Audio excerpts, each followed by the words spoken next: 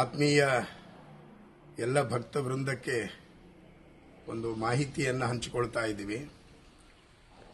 ಯಾವುದೇ ದೇವಸ್ಥಾನದ ಒಂದು ರಥಬೀದಿ ಅಂತ ಹೇಳಿದ್ರೆ ಅದರದ್ದೇ ಆದಂತಹ ಒಂದು ಪಾವಿತ್ರ್ಯತೆ ಇರ್ತದೆ, ಅದರದ್ದೇ ಆದಂತಹ ಒಂದು ನಿಯಮ ಇರ್ತದೆ. ದೇವಸ್ಥಾನಕ್ಕೆ ಬರುವ ಎಲ್ಲ ಭಕ್ತರು ಕೂಡ ಆ ರಥಬೀದಿಯನ್ನ ಒಂದು ಶ್ರದ್ಧೆಯ ತಾಣವನ್ನಾಗಿ ತುಂಬಾ ಗೌರವಿಸ್ತಾರೆ.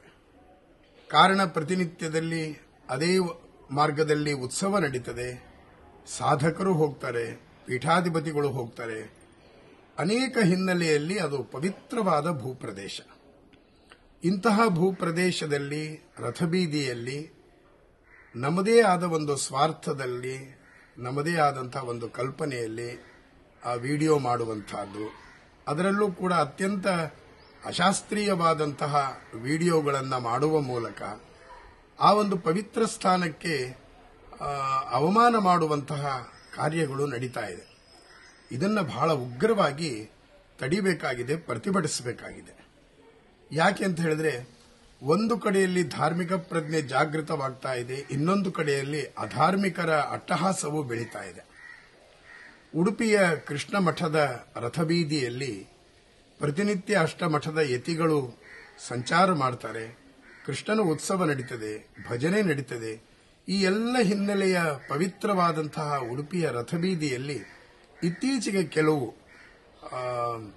ಅವರ ಯಾವ ಹಿನ್ನೆಲೆಯಲ್ಲಿ ಗೊತ್ತಾಗಲ್ಲ, ಬೆಳಿಗ್ಗೆಯಿಂದಲೇ ತಮ್ಮ ವೈಯಕ್ತಿಕವಾದಂತಹ ಒಂದು ಪ್ರೀತಿಯ ಸಲ್ಲಾಪದ ವಿಡಿಯೋಗಳನ್ನು ಮಾಡುವ ಅತ್ಯಂತ ನೀಚವಾದ ಕೃತ್ಯಗಳಿಗೆ ಅವರೆಲ್ಲ ಅಲ್ಲಿ ಇಳಿದಿದ್ದಾರೆ. ಯಾತ್ರಿಕರು ಆಗಮಿಸುವವರಿಗೆ, ಪೀಠಾಧಿಪತಿಗಳಿಗೆ ಅವರಿಗೆಲ್ಲ ಮುಜುಗರವಾಗುವ ಹಾಗೆ ಎಷ್ಟೋ ಜನ ತಲೆ ತಗ್ಗಿಸಿ ನಡೆಯುವಂತಹದ್ದು ಕೂಡ ನಮ್ಮ ಗಮನಕ್ಕೆ ಬಂದಿದೆ. ಅದನ್ನ ಪರ್ಯಾಯ ಪೀಠಾಧಿಪತಿಗಳಾದ ಪರಮ ಪೂಜ್ಯ ಶ್ರೀ ಶ್ರೀ ಸುಗುಣೇಂದ್ರ ತೀರ್ಥ ಶ್ರೀಪಾದಂಗಳವರು ಅತ್ಯಂತ ಉಗ್ರವಾಗಿ ಖಂಡಿಸಿದ್ದಾರೆ. ಅಂತಹ ಯಾವುದೇ ಅನೈತಿಕವಾದ ಅಥವಾ ಅಶಾಸ್ತ್ರೀಯವಾದ ವಿಡಿಯೋ ಚಿತ್ರೀಕರಣಗಳು ರಥಬೀದಿಯಲ್ಲಿ, ರಥದ ಮುಂದೆ, ಕೃಷ್ಣ ಮಠದ ಮುಂದೆ ಅಥವಾ ರಥಬೀದಿಯ ಬೇರೆ ಬೇರೆ ಮಾರ್ಗಗಳಲ್ಲಿ ಅದು ಆಗದೇ ಇರುವ ಹಾಗೆ ಸಾರ್ವಜನಿಕರೂ ಕೂಡ ಕೈ ಜೋಡಿಸಬೇಕು. ಇದು ಪರ್ಯಾಯ ಮಠದ ಅತ್ಯಂತ ಕಳಕಳಿಯ ಒಂದು ಮನವಿಯಾಗಿದೆ. ಇದು ಕೇವಲ ಉಡುಪಿ ಅಂತಲ್ಲ, ಇನ್ನು ಮುಂದೆ ಯಾವ ರಥಬೀದಿಯಲ್ಲೂ ಕೂಡ ಈ ರೀತಿಯ ಚಟುವಟಿಕೆಗಳು, ವಿಡಿಯೋ ತೆಗೆಯುವ ಮೂಲಕ ಒಂದು ಶಾಸ್ತ್ರ ವಿರುದ್ಧವಾದಂತಹ ಅನೈತಿಕ ಕಾರ್ಯಗಳಿಗೆ ಆಸ್ಪದ ಕೊಡಬಾರದು. ಅದನ್ನು ನಾವೆಲ್ಲರೂ ಕೂಡ ತಡೆಗಟ್ಟುವ ಮೂಲಕ ರಥಬೀದಿಯ ಪಾವಿತ್ರ್ಯತೆಯನ್ನ ಸಂರಕ್ಷಿಸೋಣ ಅಂತ ಕಳಕಳಿಯಿಂದ ಮನವಿ ಮಾಡ್ತಾ ಇದ್ದೀನಿ.